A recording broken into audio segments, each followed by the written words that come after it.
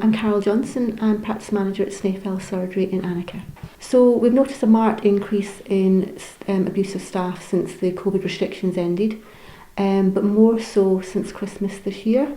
We've had numerous incidents of staff being abused verbally by patients, either in person or on the telephone, to the point where some staff members have actually had to take time away from their desks to compose themselves because they've been so upset. Personal comments have been made to them, emotional blackmail and threats, and it is not just our practice, it seems to be across all the practices on the island, and it is escalating. And so, I mean, on a personal level, what's your response to that? Because really, you know, for example, if it's a receptionist, for instance, you know, I think anyone can agree when they're ringing up and trying to get an appointment, it can be quite frustrating. But then seeing your staff affected in that way, I mean, how do you even go about dealing with that sort of thing? Yeah, well, obviously it does affect staff's mental well-being and their physical well-being, and they generally have to take time away from their desk to compose themselves, which then means that there's delay in the phone being answered because we're one person less active. We try and support staff as much as we can. We do document everything that happens, so we have an aid memoir to go back to should we need. And you know, staff are given support by both non-clinical and non-clinical staff.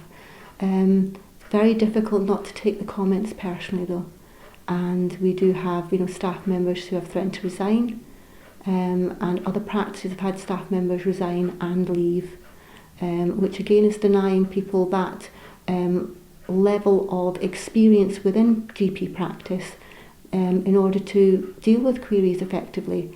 GP land, as we call it, is a completely different beast as it was a few years ago. Demand has increased by threefold, I would say. The amount of work that we have to do and evidence every day is ever increasing, and staff work incredibly hard. Our staff are in generally from 7:30 in the morning till 6 o'clock at night, Monday to Friday, and to have this level of abuse on a daily basis, latterly it's been many times during the day, it's just not acceptable.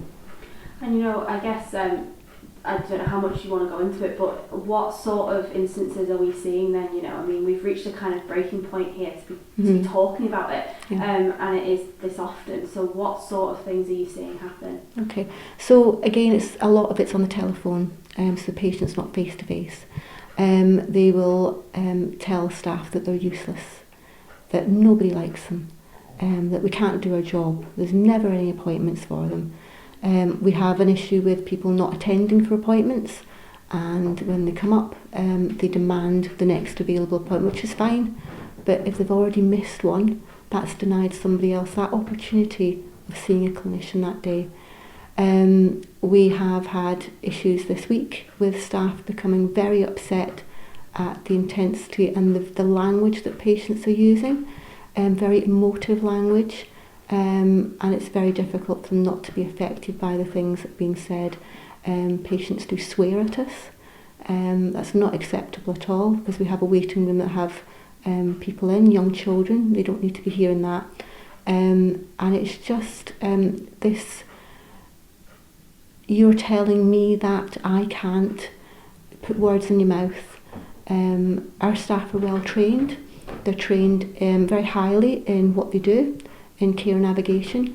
It is a finite number of appointments we have, a finite number of contacts with patient safety. We signpost correctly in accordance with Manx Care. 9 times out of 10 patients will accept that. But we have had an increase of late of patients' behaviour being not what we would expect is reasonable, and it is wearing our staff out.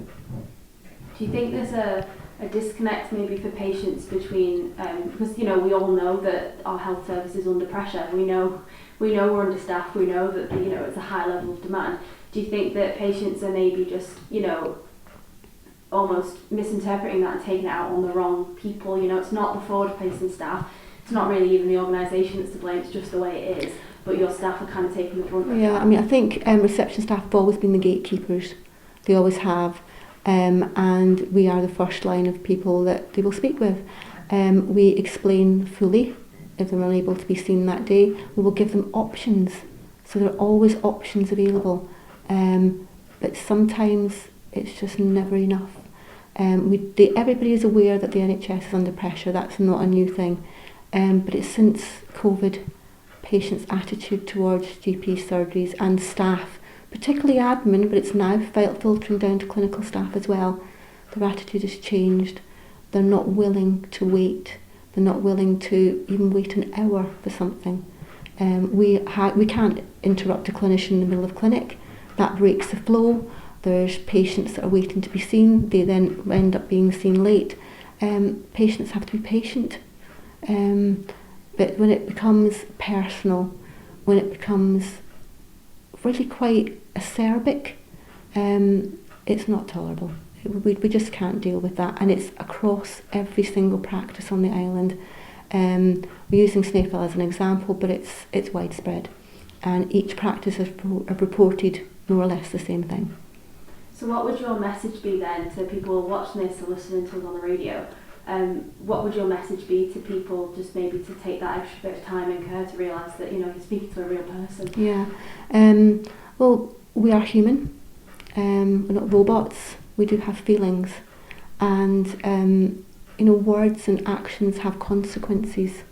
So using the Manx Care edict, please be kind, because we're there to help you, and we do our very best under very trying circumstances sometimes, but we always try our best for every single patient, no matter how badly we speak with us, but we're always there to help. We wouldn't do the job unless we were.